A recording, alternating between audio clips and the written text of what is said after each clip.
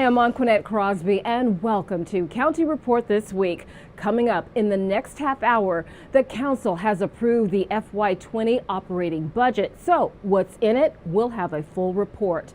Plus, it was a day to celebrate the graduates at Montgomery College. We'll take you to the commencement ceremony and hear the words of wisdom they were given. And later, the county unveils its plans for a Sports Hall of Fame. But first, the County Council has approved the FY20 operating budget and the 6-year capital budget. Susan Kennedy has more on what's included in these blueprints for our future. So with that, all those in favor, please raise your hand. The council unanimously approved the $5.8 billion budget and $4.4 billion capital budget after weeks of deliberations and work sessions. The operating budget provides investments in the community to meet the needs of this dynamic county. Even though we all wish we could do everything all at once, you begin to learn the discipline of understanding how to be strategic and how to build capacity or leverage capacity. For my new colleagues, obviously this is the first time that they're coming in. Well, this budget has been a whirlwind. It's definitely been a learning experience. Council President Navarro, thank you for your leadership. For engaging us, especially the new members of the council. It's been a pleasure to work with you, to learn from you.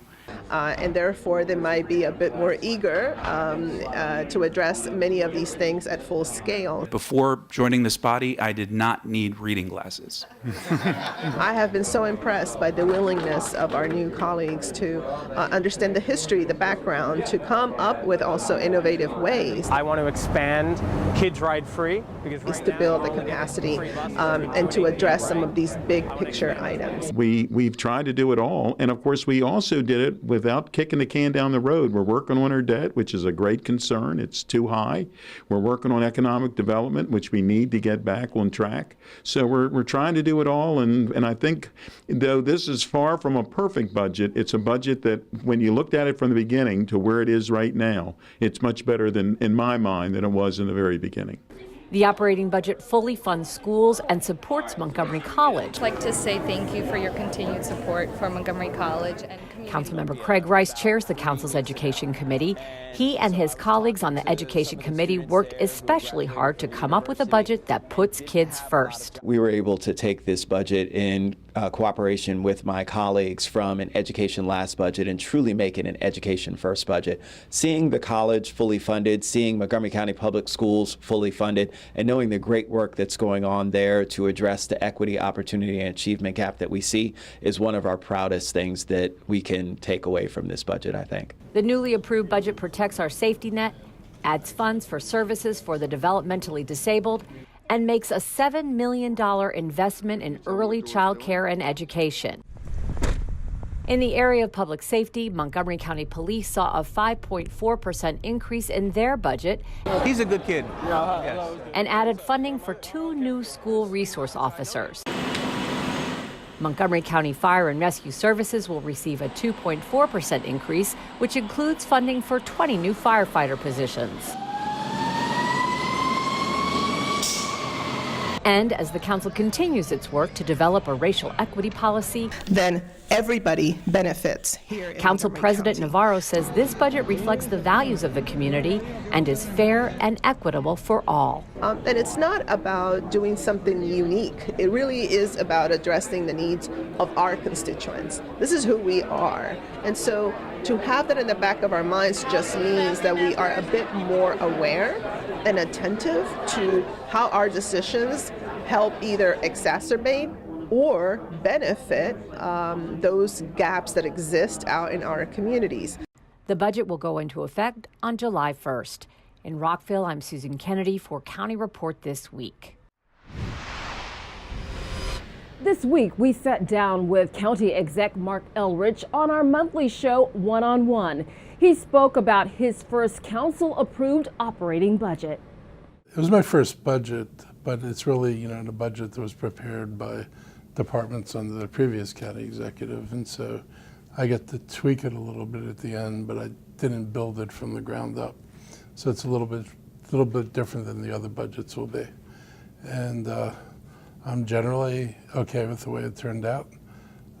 I did something very different for a budget. I gave the council $10 million which means I didn't spend everything I could have spent, and I set aside $10 million, and I told the council that they should look at what I funded, and if they see places where they want to increase funding, they should use the $10 million to increase it. And, I served 12 years on the council. We were never given any money. And so for the council to put its signature on a budget, we were left to make cuts in the executive's budget and then add in things that we wanted to add in, which is a very difficult process. So I thought, I'll make this simple. I'll just give $10 million over. I think most of us share a common set of objectives, and so I didn't think the money would be wasted. You can watch this entire episode of One-on-One on the county's YouTube channel.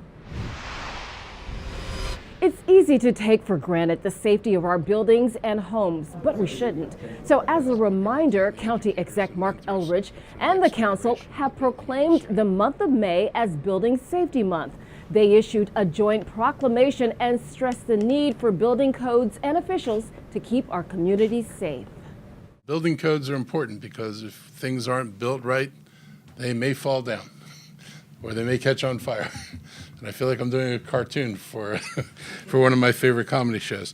But it's actually true. I mean, we have to take building codes seriously, and it is important that things be done right, and it's important that homeowners, when they're doing work, at least basically follow the instructions. So things like if you're building a deck, the county actually provides basic deck instructions online. So you can actually get a permit pretty easily, and you can figure out how to build this stuff. And if you want to do it yourself, you can do it yourself, but we at least provide guidance to make sure that if you're doing it, it's done right. Deck inspections during the month of May are also part of Building Safety Month. To schedule your free inspection, call 311. The county's rec department has a lot on tap for summer fun and more.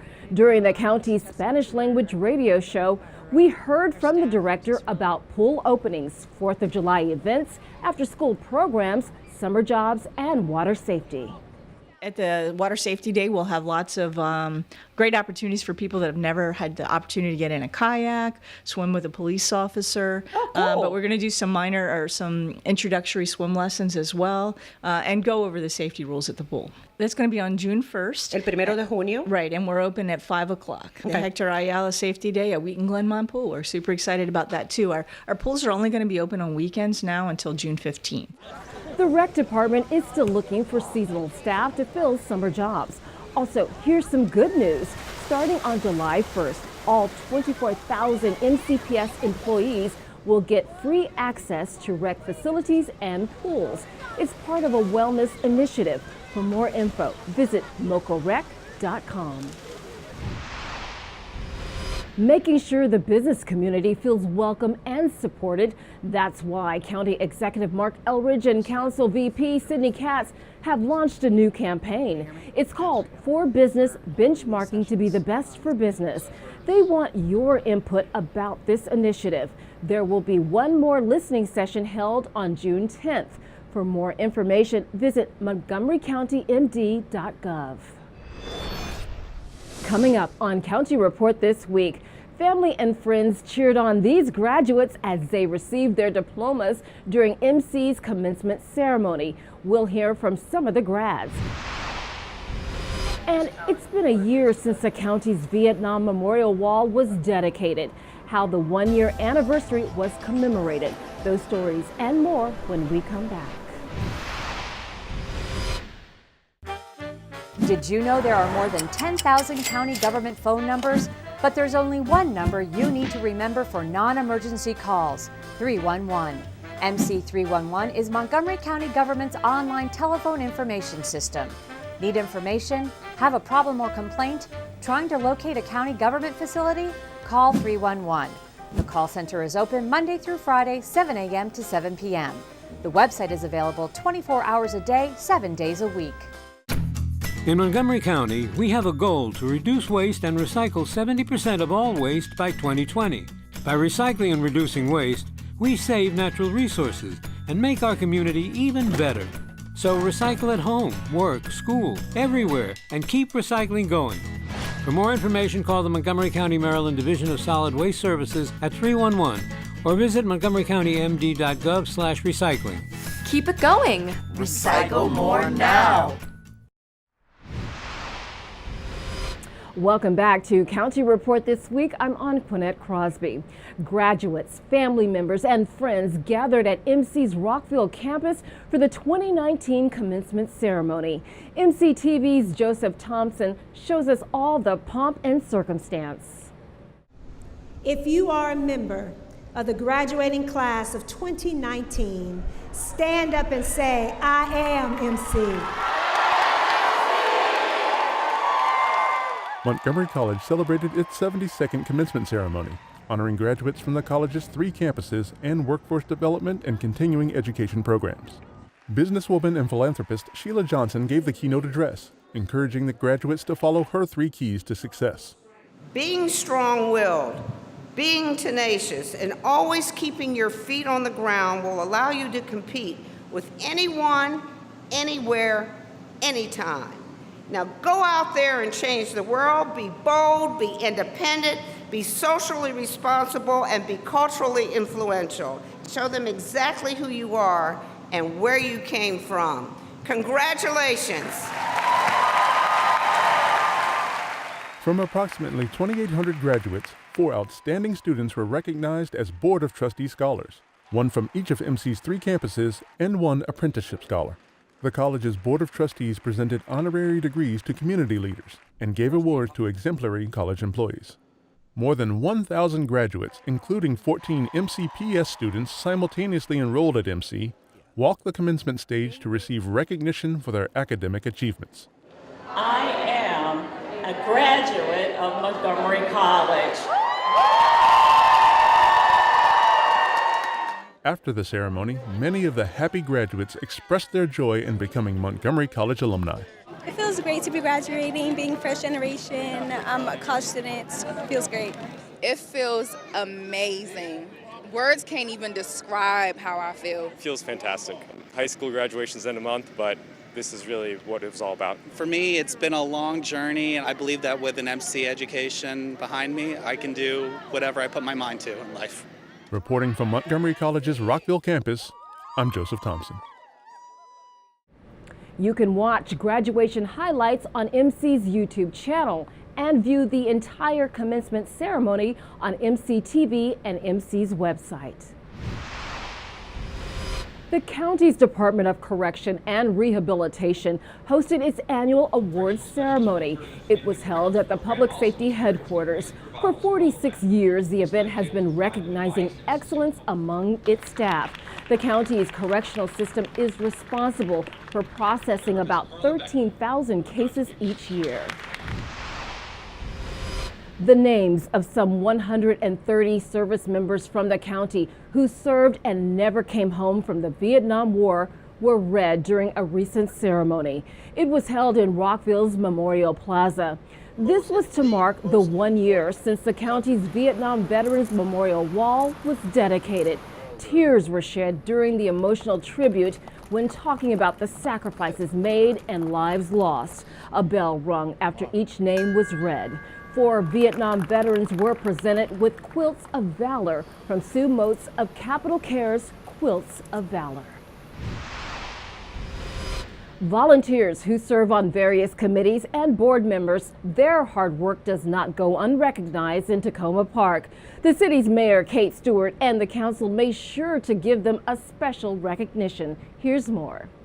It's very important to recognize people on our committees because this is where residents step up, they volunteer, they help the city council and the city staff by providing input, giving us ideas, feedback on a whole host of issues. I mean, we have committees on arts and humanities, the environment, our recreation committee, we have our youth council.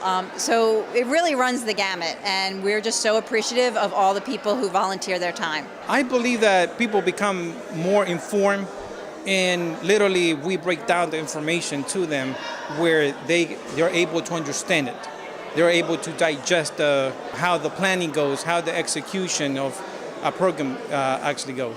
I think it's really important for me and other members of the community to understand really what our police department is like, and kind of keep people abreast of the really positive changes that are going on in our police department now with our new chief. It's important to know what's going on in the city, who's doing it, and how we can make them better as far as being a part of all that Tacoma Park is. What do I get from volunteering? A lot of my work in the past has been volunteer work. The work I really cared for wasn't all that well paid, but doing something that's very rewarding to me and very satisfying to my heart. For me as mayor and our city council, there's so many issues that come up, and lots of times we can't really dig in deep in something and explore it. And so to have, say, like the Safe Roadways Committee, or as I said before, the Committee on the Environment, look deeply at some of our city priorities and help us decide what direction we should go in is really important. Coming up on County Report this week, thousands of book lovers, young and old, poured into Gaithersburg for its annual book festival. And how MCPS is showing its support for the LGBTQIA school community. Stay with us. County Report this week. We'll be right back.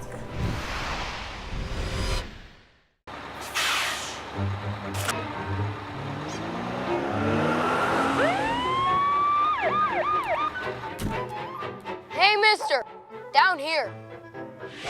You illegally passed the stop school bus.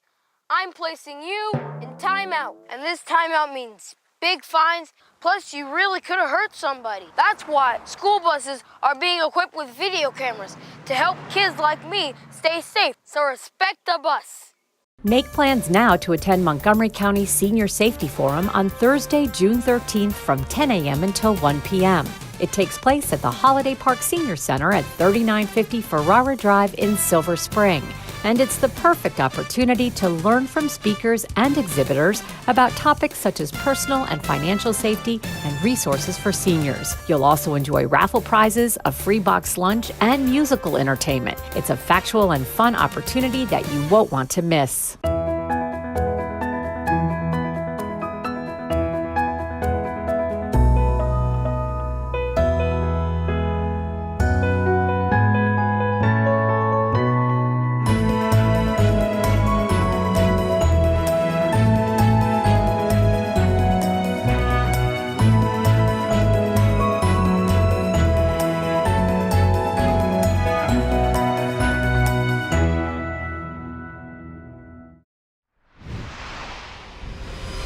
Welcome back to County Report this week. I'm Anqoinette Crosby. It's considered one of the country's premier book fairs. As always, the Gaithersburg Book Festival was a huge draw. MyMC Media's Deidre Byrne has the story. The 10th annual Gaithersburg Book Festival was the place to be for bookworms. I was like scared out of my mind the whole time. The festival featured author talks, book signings, live music, activities for children, creative writing workshops, and more. This year is the one that I think matches the city of Gaithersburg the most in terms of its diversity. More than 140 authors showed up for the big day. I love coming to this festival. It really is one of the best in the nation, and I have gone to almost all the book festivals in the nation. Being at the Gaithersburg Book Festival was amazing. You know, it was my first time being here, and the people that came out were so receptive, and the book seemed to really resonate with the people that read it and my story even more. So Notes from a Young Black Chef is a memoir on my life. It includes some recipes that really represent each chapter in my life, and it's just a tale of a coming to age story. Susan Page, the Washington bureau chief of USA Today, was one of the featured authors. You know, one thing that has struck me is how interested people are in Barbara Bush, and I think it's because she harkens back to a day when our politics were more civil. The matriarch is informed by more than 100 interviews with members of the Bush family, including the former First Lady herself. And it was in Texas that she became fully who she was. And if you ask her, is she a New Englander or a Texan, she would have said she was a Texan.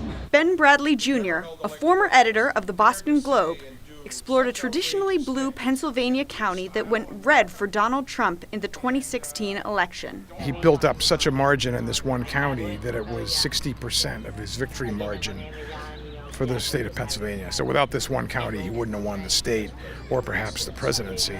It was the best political story in generations. Here was a crude real estate magnate and reality TV star who never held elected office and who dared to say and do such outrageous things that had any other more conventional candidate said or done them, they would have been instantly written off.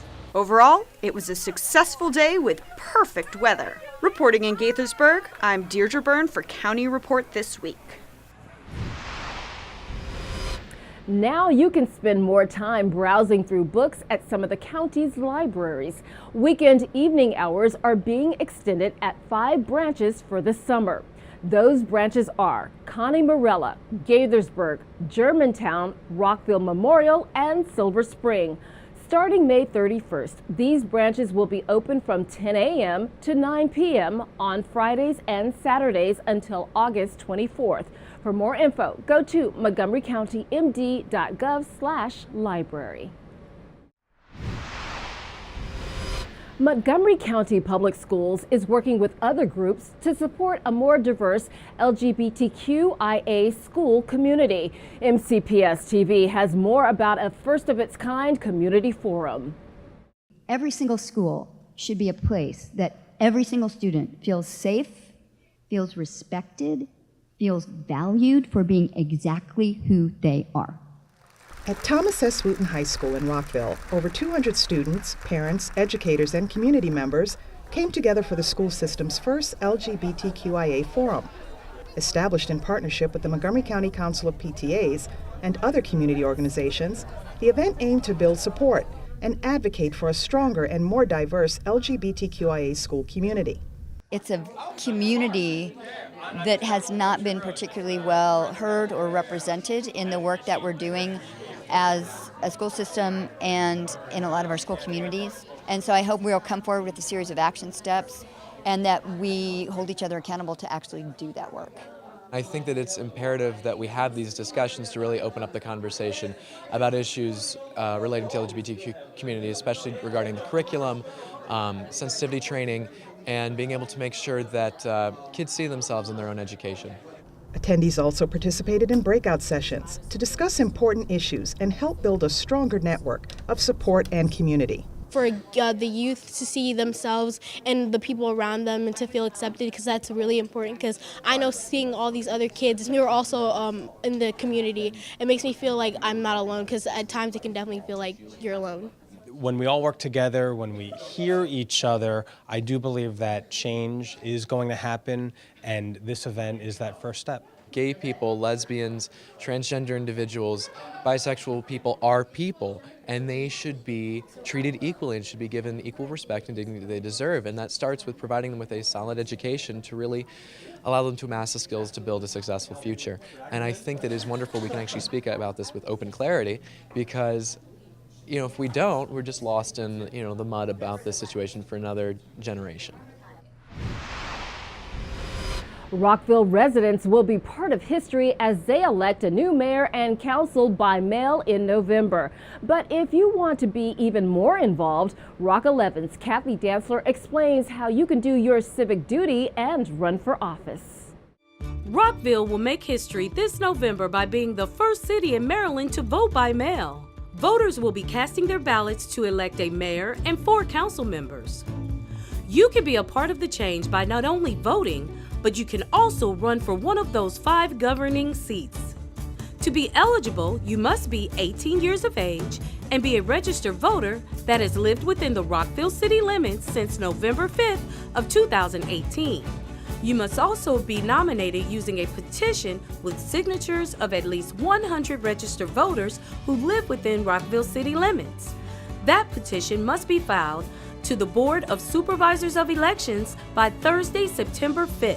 A packet that includes everything you need to know about how to become a candidate, that has all the materials, forms, and critical information, as well as election deadlines, can be downloaded at rockvillemd.gov/election. Or you can pick it up from the City Clerk Director of Council Operations Office here at City Hall.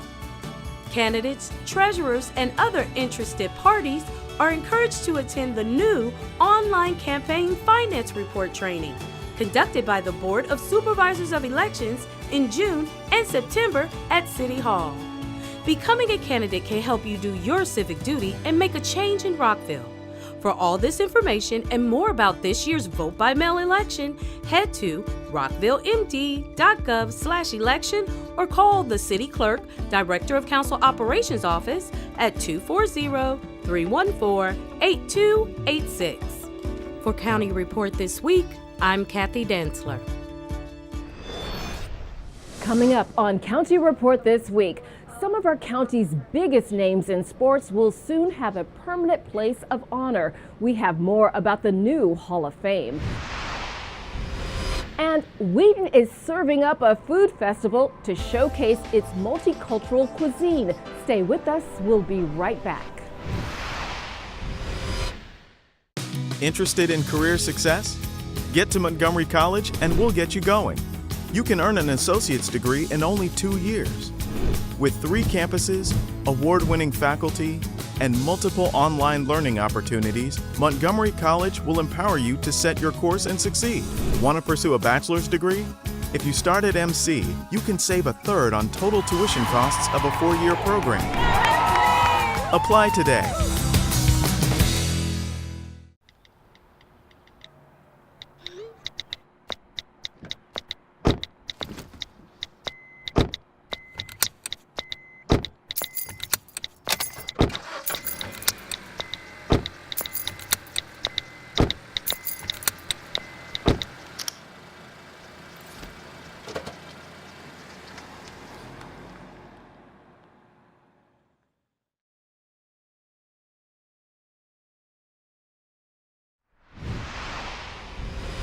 Welcome back to County Report This Week. I'm Anqoinette Crosby. It was a beautiful day for a baseball game at Shirley Povich Field in Bethesda, but there was no game scheduled. Instead, county leaders and a former high school athlete gathered at the ballpark to announce the launch of the county's new Sports Hall of Fame. It will honor athletes, coaches, and contributors past and present. What excites me about this is it's not just about individual achievement, it's about community accomplishment and about the community coming together through sports to teach young people about life, to focus on productive uses of time and to really be part of something that is a lifelong pursuit through sports. Sports at its best brings communities together. It helps establish goals. It helps establish the skill set of learning how to work in a team. But it also instills confidence in our children and youth, but particularly young women and girls. The lessons that you learn playing sports, from teamwork, dedication, hard work, the discipline, has kept so many of these kids focused in life, and just like me, they were able to take some of those lessons and have a great career. And we have to continue to build our youth and build the people in the county and make this county great, because this county is an amazing county. It is a great county, and I am proud to say that I grew up and had the opportunity to play in this county, because I'm biased. I live in Northern Virginia right now, but I tell my kids all the time, growing up in Montgomery County was one of the best things that could ever happen to me. Nominations for the Hall of Fame will be accepted from June 1st until the 30th. For more info, go to mcshf.org.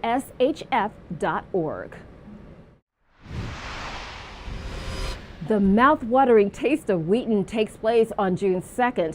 The festival is free and showcases food from restaurants in downtown Wheaton. There will be activities for the kids, entertainment, 4 bands, and a beer and wine garden. It takes place at 2320 Price Avenue from 11 a.m. until 5 p.m. Food samples will cost from $1 to $5, so bring your appetite. For more info, go to wheatonmd.org.